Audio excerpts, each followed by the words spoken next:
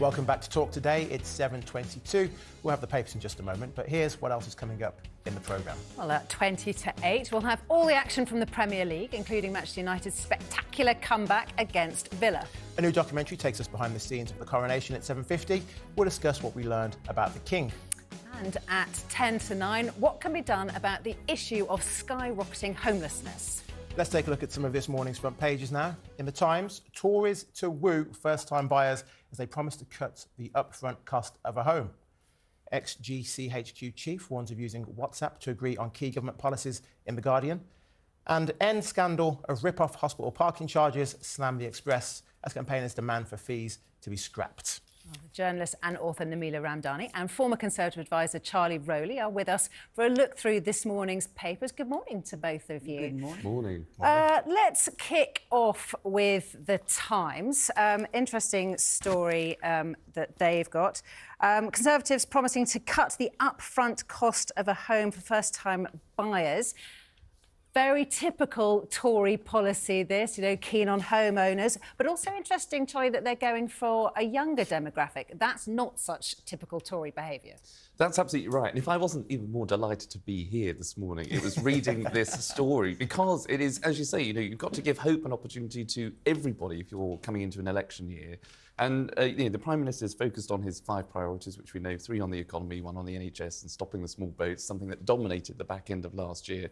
But you've got to have those priorities as well as a broader narrative to win all kinds of voters. And when the Times, are polling that, people between the ages of 24 and 49, just 11% of supporting the Conservatives, that's not a great place to be. And you need to offer more. And housing is the #1 issue in this country for young people. We're not building enough homes. People want to get on the housing ladder. So the idea that they're now sort of floating these ideas of sort of fixed mortgage rates, a similar version of the Help to Buy scheme to allow young people to get on the housing ladder, and along with reviewing stamp duty, is a really, really big thing that I think will go down very well with young voters. Nabila, but young voters, we're not talking about 25-year-olds really, are we? We're talking about people who are like 40 plus.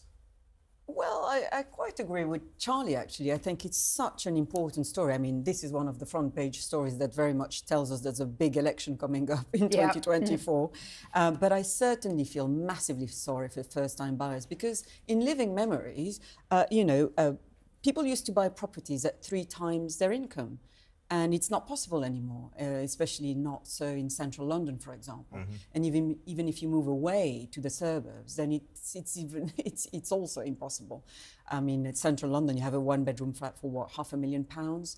So that's not something that young people can realistically achieve. But generally, a question for both of you. Many people, when asked now, will say, the country is crumbling, the public services are crumbling, the probation, police, criminal justice, NHS, education, all these things need a lot more money. Is a giveaway when it comes to home ownership, rather than putting more money into public services, is that what wins elections in the end? It does. What wins elections is the economy. That's one word, and that's what very much what Rishi Sunak is building to be. He is building the image of a very sensible money man who's giving opportunities to everyone, and he's very much sticking to classic Tory politics, empowering people financially, including young people.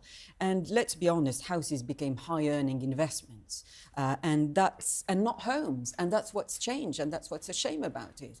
And this has been disastrous in many ways, and it needs to change. Yeah, I think that's absolutely right. And I mean, look, in order to give homes to people, you've got to build the homes. So the problem that the government will have, I think, is getting, local Conservative councils to get through the planning permissions to get the homes built in the first place, which is something that they've been resisting in the past. But, it speaks to all people, young people, and I think the average age of people that when they leave their homes about 35, 36 now. First time by 36. I wouldn't call 36 young. I wouldn't call 36 young, but let's move on. Well, the bank of mum and dad, let's put it that way. The bank of mum and dad works for some people, but not all. Yeah, well, let's move on to a story in The Guardian. Former head of GCHQ has called for an end to the government handling crisis via WhatsApp messaging service, saying the platform is inappropriate for key decision-making. Now, anyone who watches Daisy and I at 6 p.m. Monday to Friday on The Talk will know I've been saying for the whole of this investigation, they should not be using WhatsApp. It made it unprofessional. It made the politicians talk like they're chatting to their mates. They didn't take things seriously enough.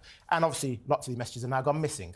So I think this is absolutely so important that they should not be using WhatsApp for official government business? I'm amazed it took a brain from HQ to work that out, frankly. I mean, it's common sense. And the story is that it's been, that they've been messaging, especially during the handling of crises, including the COVID pandemic. And now the criticism, it's that such issues should be handled through proper process and not through quick messaging. I mean, you know, as I said, it's common sense. But let's be honest, you know, messaging and WhatsApp in particular is playing such a big part nowadays in political scandals in particular, that it's getting ridiculous. I mean, I think people are incredibly lax with the kind of the platform that they're using and the kind of things they're discussing on those platforms. And a cultural change is certainly needed in, I mean, not just taking decisions using those platforms, but also discussing those issues on such insecure platforms in the end. And Charlie, do you think that the main attraction for politicians of WhatsApp was the fact that they were led to believe that they were, you know, end-to-end encrypted, and therefore they were somehow more secure, but also couldn't be hacked, so you wouldn't be embarrassed by what you put in your WhatsApps, only to discover that actually, you know, a judge in an inquiry can demand your WhatsApps, and if you haven't conveniently lost them, then you know it could still be really embarrassing. In a funny way, I think it's less sophisticated than that. I mean, that would be a real plot, and you know, someone else can write a book on that. I mean, from this establishment, but another work of fiction. But I think people relied on WhatsApp too much. I think it became the default because of lockdown, because of social distancing, and what should just be something that you can use for instant purposes, just to get a message across. Look, if you're on the road, if a minister is on the road and you need to actually make a very quick decision, to just, you know, instead of making a phone call to the private secretary or having to put it in an email and wait for them to get on the train before they read it, if you can just ping them a quick note to say, look, we just need a quick turnaround because there's a decision that needs to be made within the hour, yes or no, minister, you can sort of ping it back, as long as it's recorded in a formal way when you get back to the office. I think it's okay, but it should not be the norm. It should only be in, you know, the circumstances where you need a very, very quick decision. What is wrong with an email? Emails are still pretty quick. You send an email, you get the notification, reply to that. What's wrong with that? I agree. I mean, it's especially reckless for politicians and civil servants to have like quick, instant messaging. And, you know, to put it in historical context, those platforms are historically relatively new. So it's very clear that people haven't quite worked out how to use them properly. But it's sort of reminiscent of the criticisms that were around about the way decisions were made in political circles sort of 20, 30 years ago, when people used to say, oh, it's, you know, sofa politics, you know, that it would be Alistair Campbell and his buddies, that they would be circumnavigating the official ways things were meant to be doing, and they'd be taking decisions sitting around on a sofa. And then it became, you know, oh, there's a sort of kitchen cabinet element of people sitting around, and then suddenly it's all to do with WhatsApp. People have always got irritated with the fact that an inner circle of politicians quite like to not include everybody else in their decision-making process because it makes things quicker. I think that's absolutely right. And we talk about having a proper process in place. It's sometimes the civil service and the way in which processes have been in the past haven't caught up with, you know, the modern way of doing things. So, you know, we have a 24-hour news cycle. We have instant messaging. You know, people want answers quicker because there are always new questions to be asked because things move so quickly. So how do you keep up the pace of a big, clunky, bureaucratic sort of civil service? How does that keep up with the modern way of doing things where you need things... There needs to be a middle ground, though, because this... Yeah, absolutely, absolutely. Yes, no, you can. There's absolutely no way you should be making decisions just on the quiet, on the hoof, and all, you know, all cloak and dagger and behind closed doors. But there is a place for it. But it should not be the norm or the go-to. It should only be as a last resort. But as long as it's recorded and as long as all those messages are in the public eye, I think it should be okay. Nabila, you were saying earlier about, of course, in the year of a general election, the economy is absolutely critical to the chances of, well, certainly of the sitting government, which brings us to retail sales. Front page of The Sun. Boxing Day sales were back with a bang yesterday as spending was predicted to hit a 5-year high of 4.7 billion. And yet other analysts saying that the high streets look quite empty, that sales perhaps were going to be really sluggish. But you don't know whether that just means that everyone's staying at home and doing their shopping online. So how important is some sort of high street bounce back? Well, I think it's hugely important. And as you quite rightly said, I think, this a front page in the Sun sounds quite optimistic. A massive Boxing Day sales hit a five-year high, and the figure is 4.7 billion pounds in profits. But I have to say that what really struck me yesterday, walking around London, is to see the number of high street shops actually being shut and getting messages, including via emails, from retailers saying, well, actually, you can go online starting from 10 p.m. in the evening and do your online shopping and benefit from the sales and have it shipped at home. So there's no hassle involved. And I think it's sad in a way to see that so many of the shops are now shutting because they just can't keep up paying their staff or paying the bills, and everything is shifting to the online world, which is... Charlie, are you more of an in-store shopper, or do you prefer to do it all online? I do like to go in store because I like to see the goods before I actually buy them. But as someone that does traditionally their Christmas shopping on Christmas Eve, it has become a tradition, I'm afraid. Not because the discounts begin, it seems earlier. I would never admit to that to my family. I'll keep that between us. But I think that's when the sales come in on Christmas Eve. And so maybe this is why... when these sales came in a bit earlier, there's been a boom. But I do support the high street, and I think it's important that we continue to do that. Well, certainly those figures will be poured over, we know, by Jeremy Hunt and politicians like...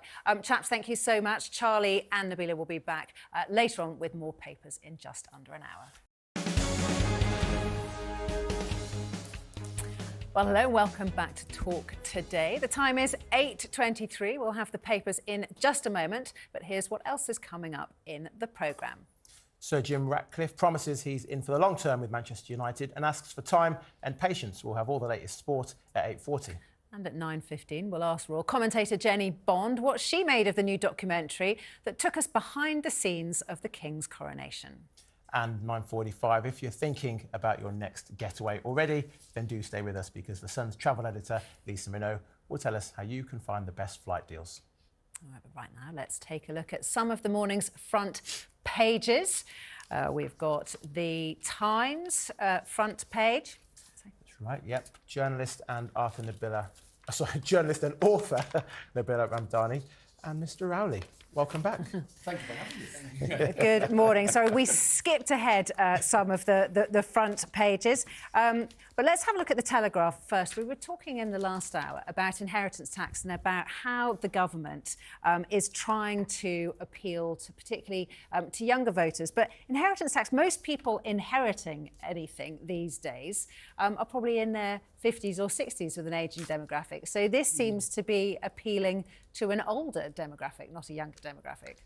I think that's absolutely right. And what it's trying to do is to get back, I think, to traditional Tory values. So the idea that you work hard, you earn your money, you pay tax on that. You should be able to pass on what you've earned fairly and squarely onto the next generation. And I think inheritance tax on its own, doesn't hit that many people, but just the idea of it, I think, is something that is very sort of, it's a traditional Conservative viewpoint, which I think the Tories want to play on the heartstrings. Daily Telegraph story, because it's, it's aiming at their target voters, people who have worked hard all their lives, and they certainly do want to see the money being passed on to future generations. I mean, 4% of the very wealthy pay inheritance tax, but it certainly is a vote winner, because it's all about baby boomers who see the parents having, grafted all their lives, and they cannot see why, their future fortunes should be taken, a huge chunk out of. So actually, with this policy, you get quite a lot of bang for your buck, because you get a lot of headlines and front pages. But actually, the policy affects, like you were both saying, a very, very small number of people. So as far as the Treasury is concerned, you're not giving away a lot, but you're getting quite a lot of publicity for it. It doesn't affect a lot of people, but it's the kind of people who will vote, because they will vote for, because they're financially astute, they take politics seriously, and they will get up in the morning and vote at the next general elections because they have a stake in the economy. Yeah, see, and we keep saying this is for younger voters. I just don't see it working. I really don't, because you can inherit up to £325,000 worth of an estate before you then pay 40%. Most people from my neck of the woods don't inherit £325,000 regardless, so it's not going to affect a lot of the country. And if you want to target young voters, people want job satisfaction. They want more job opportunity. They want to work from home 3-4 days a week. That's what young people want, unless I'm out of touch with the youngsters. Charlie, maybe I am. Well, I don't like to work from home 3 or 4 days a week. I like to be here with you. I'll always come in. But look, I think it just plays into that sense of fairness and opportunity. And I think that you're absolutely right. It won't affect that many people, but the people that it does impact on, and where we're talking about an asset, where you're asset rich, but you might be actually sort of financially or cash poor, having that asset transferred over to you, I think is something that, look, as I say, someone that's worked hard or they've earned or it's increased in value. It's just sort of the luck of the draw. But it should be something that you can pass on to your kids or to pass on to the next generation, which will ultimately go on to generations after that. So I think it's just something that is worth looking at, and I think it will be a it's all vote about winner. Keeping hard-earned money in the end. Yeah. Something that's unlikely to influence greatly those traditional Labour voters who voted for Tories at the last elections, the so-called Red Wall.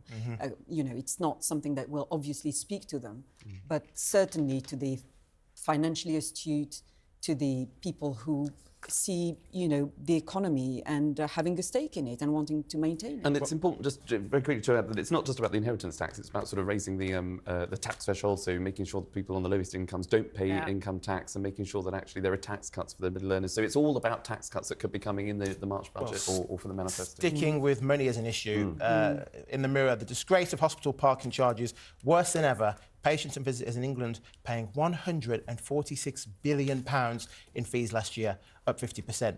No one is going to hospital for a jolly. No one wants to be in hospital. It's not a fun place to be. You shouldn't have to be paying for the benefit of parking in an NHS car park. You already pay your taxes. That should be covered. Yeah, precisely. I think there might be an ecological argument about, anything to stop people using cars full stop, but the use by the medical profession and indeed by patients and visitors overrides any discussions about the environment. And because, going to hospital is going to be a miserable experience in itself. Exactly. So why add literally, pain to it? And dare I say, if you're in a bad way, you want to get to hospital in the most secure and the quickest possible way, and using your private car is often the way to do this. I don't often praise the Mirror newspaper, but I think they've got it absolutely right, particularly if you are an NHS member of staff. The idea that you have to pay, I think in some car park it's £3.60 an hour just to get to work, and what you're doing at work, you're not just sort of, you're saving lives. So the idea that you have to pay for the privilege of parking in your own workplace, I think is something that needs to be looked at. I mean, the Tories will say that they've actually sort of scrapped or curtailed the worst offenders of the NHS institutions who are charging the most. But there are still car parking charges that need to be looked at. And I do think that is a question maybe now for the NHS and the Chief Executive of the NHS England to look at those car parking charges. So my mother was an NHS midwife, and she used to have to park her car on neighbouring streets. And then you'd end up having a deal with the private owners and say, we'll pay £50 a month to park on your drive. That's what a lot of doctors and nurses have to do now. I think getting rid of it, particularly for NHS workers. I mean, I can understand maybe if you're visiting, just to help. If you are, ultimately all the money goes into the NHS anyway, you hope. But for people that are working, they shouldn't have to pay for parking. Having said that, I think, they say the money is being redistributed for patient care, but I'm pretty sure that visitors and patients would rather have, easy parking rather than benefit from tiny bit more financing of the money coming in. I mean, the amounts of money that they're making is absolutely obscene, and finding a spot to park in central London is absolutely horrible. Yeah. Charlie, we know that this government, and particularly Johnny Mercer, has made a big deal about putting more attention, taking more care of our veteran community. They put a minister into the cabinet to bump up that issue. And yet, story in The Guardian today, homelessness among military veterans in England has risen a whopping 14%. Yes, this will be troubling for Johnny Mercer and the government as a former veteran himself. I know he's campaigned tirelessly to try and make sure that veterans who are sleeping rough are looked after and taken off the streets. £8 million the government has pumped into trying to solve that issue, and it is not good headlines. But I think there is something. It pulls at the heartstrings, this one, because you have you see a lot of homeless people quite often in London, and you understand the issues of why people end up sleeping rough. it might be through drug addiction, it might be through mental health issues, it might be a cocktail of all of different things.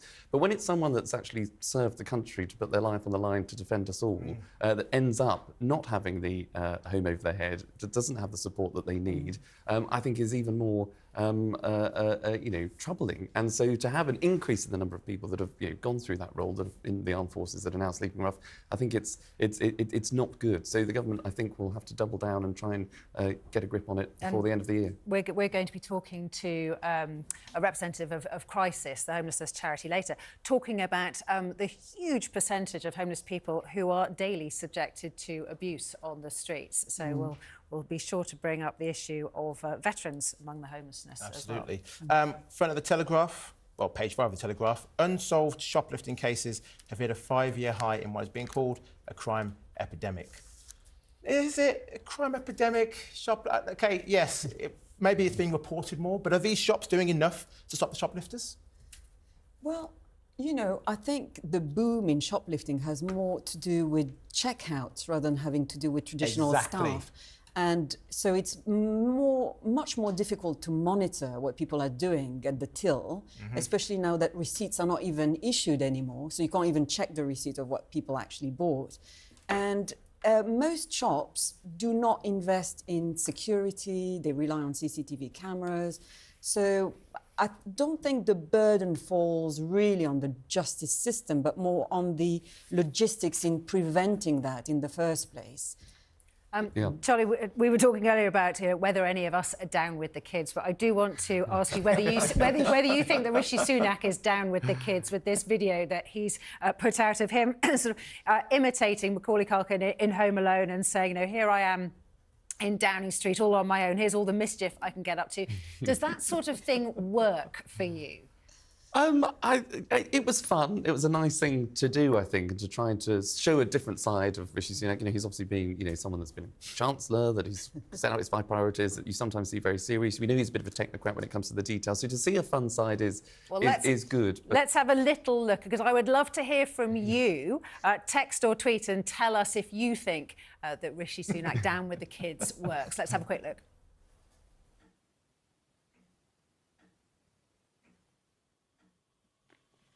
Am I the only one here?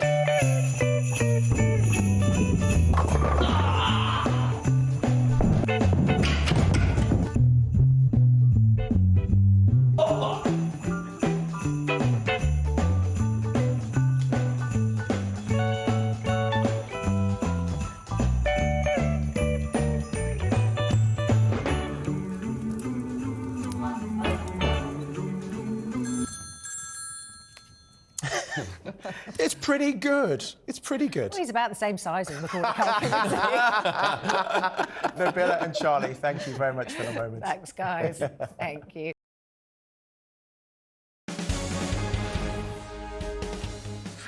Hello and welcome back to Talk Today. The time is 9:25. We'll have the papers in just a moment. But here's what else is coming up in the programme. At 9:45, if you're thinking about your next getaway already, stay with us. The Sun's travel editor, Lisa Minnow, will tell us how you can find the best flight deals. And at 10 o'clock, Ian Collins will be here with all the biggest stories. And James Max takes over at 1 p.m, so do not go anywhere.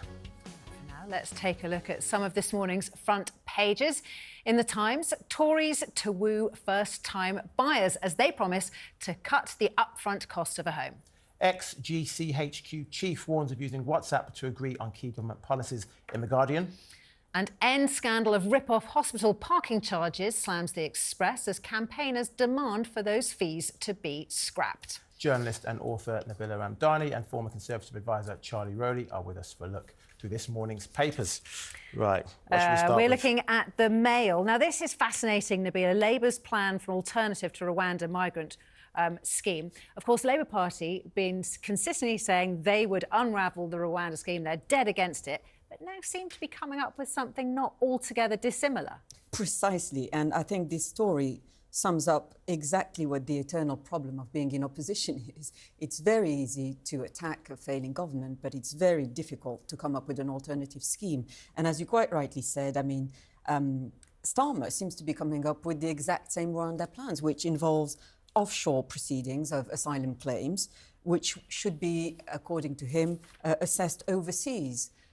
So it's not entirely clear what he has in mind, and dare I say, what he's offering is very... there's no specifics and no details, and that sums up Labour's policies in a way. But the fact is, immigration is one of the biggest stories of our time. There are lots of people who live in blighted parts of the world who want to live in the more prosperous parts of the world, and nobody has yet worked out how to deal with this. But I think trying to... if he thinks that countries such as France, for example, will be looking at sorting out the asylum seekers who want to come to Britain, I think he's not going to be impressed. Charlie, there are a few elements of this story that have really amused me. One is that the write-up is saying, oh dear, you know, the SNP are very angry, and Momentum, you know, the very left bit of Labour Party, very, very angry. And you sort of think, yes, but those are the people that Keir Starmer will be thrilled to be annoying. You're absolutely right. And of course, you know, all the stories that we've been talking about all seem to be gearing towards the general election and the red meat to voters. And it's particularly in red wall seats that the Tories, you know, won in 2019. In these communities, immigration really is a big problem, which is why we heard so much about the Rwanda scheme at the back last few weeks ago. And we'll hear about it more in the new year. But making sure that there's a plan to deal with immigration, particularly illegal immigration, which is why people in those red wall seats voted to leave the EU, which is why they voted for the Tories in 2019, because they thought Labour had left them behind. And so it's a move by the Labour Party to try and catch up, I suppose, with the Tories in that regard, to make sure that they can retain, or regain, I should say, those red wall seats. I don't think this is a terrible idea. I think it's different to the Rwanda scheme, because my understanding is, and this is something I've been calling for months, is that they should be having processing centres in other countries. So it's in France, it's in Northern Africa, where people are starting off these journeys, and they process them there. But that won't really stop people then being turned down in Tunisia and jumping on a small boat to come across either way. But I think it's more complex than that, in fact. I think governments love to park their problems abroad, but it's not how it works in the real world. According to international law, if asylum seekers want to test their case in countries like, say, Britain, then their lawyers will do what it takes to have their cases heard in Britain, not in any other country, and that's their right under international law. So it's far more complicated than that, than just delegate. Charlie, tell us, page 5 of The Mirror, Kanye West, what's he been up to? Yes, Kanye West, who I'm sure you can imagine, a big fan of. I know all the lyrics to all the raps. All the raps. But he is a global, international selling rap artist. He got into a bit of trouble last year for making a series of anti-Semitic comments. He posted on his Instagram account last night to his 18.2 million followers, which is about 18.2 million more than I have. But he apologised for the remarks that he made back in 2022. And he said he's working on himself. He's sort of trying to, I think, become a better person. But it obviously comes at a time where globally we're seeing, obviously, the war in between Israel and Hamas. Now, do we think this is genuine remorse, or do we think this is his bank manager saying, Mr. West, you've lost an awful lot of sponsorship deals and deals with brands, so you better do something about it? He's a billionaire regardless. If he stops working today, he's still a billionaire. But he does have an album due out very soon. So I think this might have something to do with that. Yeah. Probably. And you're absolutely, I mean, your sponsorship deals, Adidas dropped him. He's lost a deal with Gap, I think, and some other footwear brands. So I think it might be a way to rebrand himself ahead of that new album, which I'm sure I'll be rushing to buy. I suspect that the Jewish community will take a long time to forgive him if they ever do. Nigel Farage, the Kanye West of politics. joking. Has he been protesting pro or anti-Hunts? Well, he's been hitting out at anti-Hunt protesters when he joined spectators at a Boxing Day meet, and he's pictured here holding a pint of beer and saying, effectively, I get the feeling what they really object to is people enjoying themselves. And I have to say what Nigel Farage is doing superbly is to appeal to traditional England, and one that many would argue is under threat. And everything about this picture speaks to a traditional rural England, from Nigel's tweed to his happy, ruddy face. And I think that he's effectively, standing up for rural England. And it has to be said that a lot of the nastiness involved in fox hunting has gone out of the hunt anyway. So, But Charlie, if you changed the guys on the horses in their red jackets, change those for kids on a council estate wearing hoodies on BMXs, still chasing foxes the way these guys are, you think Farage would be out there saying, well, let the kids hunt the foxes? Yes, it's a strange one because I remember back in 2017, Theresa May tried to bring back the idea of maybe we'll have a free vote again on, fox hunting, and that was sort of, I think, eyebrows were raised amongst even Conservatives at that view. So I think it's a strange one about, look, there is an argument about foxes being pests and pest control and disrupting other habitats. Is fox hunting the way to deal with that problem? I don't think it is. I think it's been outdated for far too long now. But the idea of a traditional British culture, a hunt of some description, whether it's just now a trail, do they want to bring fox hunting back? I'm not quite sure what Nigel Farage has got some big decisions to make coming up. I'd love to know what his New Year's resolutions are going to be. Will they be, I'm going to replace Richard Tice as leader of the Reform Party, I'm going to try to rejoin the Conservative Party, I'm going to try to completely defeat the Conservative Party. What do you think he's thinking? What do you think he's plotting for 2024? Well, at Christmas time, he just seemed to be the gift that keeps on giving. With all of these, you're absolutely right, with all of these sort of suggestions, is he going to join the Tories? Is he not? I think probably not, because I think he would want to be his own man, and I think he would want to continue to have a platform on his own. But I wouldn't be surprised, because this could be an election where we see a change of government. This could be Nigel's last hurrah. So I would not be surprised if he leads a political party or throws his hat into the ring for a political party. Charlie, at this time. you are aptly named for our next story. The UK has the second most users of cocaine in the world. Well, I can assure your viewers, I'm the only Charlie you need in life. But it is an interesting study. Figures by the OECD, and I'm always slightly sceptical when these kind of figures come out, because I'm not quite sure how honest people are if they're, and I've never been asked, and I know what my answer would be, that I've never touched this stuff myself. But sorry to interrupt, but I mean, in the past, a lot of these statistics have come out from testing the water in places like the Thames versus the Seine, and then they said the level of drugs that is in the water shows us how many drugs are being used by population. But if this is OECD, then maybe this is a question and answer rather than a test. It seems to be, and it says that the UK is second only to Australia. So it says 2.1% of the UK adult population in the UK has taken cocaine versus 4.2% of the Australian population. It's we are second in that regard. Spain quickly behind us, followed by the US. But it's down to, the report suggests, by the availability is more prevalent now. It's cheaper. You can buy a line apparently for about £10. Don't know how you get it. I've no idea if that's expensive or cheap. I wouldn't know. But it's fueled by increasing alcohol consumption as well. So drinking and drugs are going hand in hand, and that's why the UK, as a big drinking population, it does seem to be that we are dabbling in other substances. And of course, all of this will come at a cost to the NHS. Nabila, we've been talking about the royals a lot, but actually there's one story that we haven't discussed today, which is a fascinating story on the front of some of the papers. The actor Dominic West, this is in the Mail, Page 3 and others, saying that he's had a fallout with Prince Harry. What was that all about? Yeah, I love a good diary story by Richard Eden in the Mail.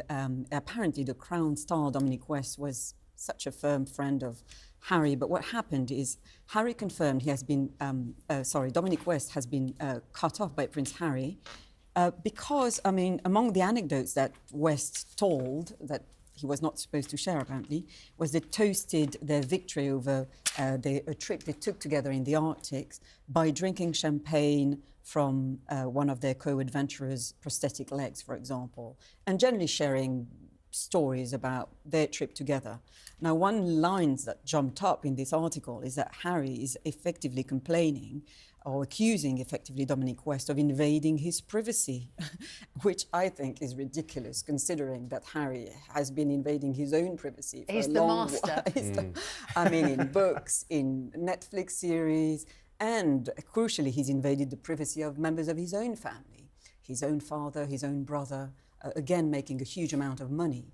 And I think what this story shows, first and foremost, is, You know, Dominic West is a brilliant actor. He comes across as a relaxed, fun individual, everything that Prince Harry isn't. So he should, I think, relax a bit more and take a joke. But then the irony of Dominic West playing Harry's father, having had this big fallout where he says, apparently, you know, I knew when I fell out with Harry, I was never going to get any sort of gong of my own. It's telling, isn't it? I suppose when you fall out with the royals, just you know about it. But you're absolutely right. I mean, I suspect Dominic was or Harry cut him off because too many secrets were revealed, which could be his sequel to Spare or some such. But the difference is Dominic does that in the spirit of banter, whereas Harry, when he does it, is to make money out of it, and it's driven by malice. And to hurt people. Listen, I don't think you can breach your own privacy, can you? So I think Harry's doing it to make money, cashed in on it. But anyway, Charlie, back to you for another Vice. What's this about? Bottles of wine going into pints? There's a running theme. The thing is, the two people I know, well, Dominic West and Harry clearly won't be sharing a pint of wine together, will they? But you can now, since leaving the EU, one of the benefits of Brexit, it's being told, is that you can now buy pints of wine. And so when you joined the EU, the European Common Market, there was a restriction on, I think it was 256 millilitres or something like that. You can now get over 500 millilitres of wine. Don't pretend you don't know the exact measurements. I've been studying hard, sort of, drooling at the mouth, waiting for the shops to open. But I'm not sure if would you buy a pint of wine? Is that something that you'd have? A pint of champagne doesn't sound quite right, does it? No. You might as well just put a straw in the bottle and be done with it. Absolutely. I'm coming to yours. So thanks to Brexit, we've now got pint bottles of wine. What more could you possibly want? Actually, no, I think it's a bad idea. Just give me the bottle. But there used to be such a hullabaloo about, whether we'd be able to go back to, old money. I mean, not literally with the currency, but, with weights and measures, and whether the greengrocer would have to do... I mean, does anybody really care about that stuff anymore? It's mental gymnastics. You're asking a European, you're asking a French person. I always stick to what I know, which is the European measurement. I'm baffled by any other. It was on the shelves apparently 50 years ago, so it's, I think, or even 50 years ago it must be now, but it's making a comeback, so we'll just have to see how well it goes down. Pints of wine. Well, we'll be sure to have some with you guys next time you're on. Thank you so much for doing this. Thank you, guys. Oh, goodness. All I can think about is that pint of wine now. Desperately want some. Anyway, now it's time for a quick news update with Emily.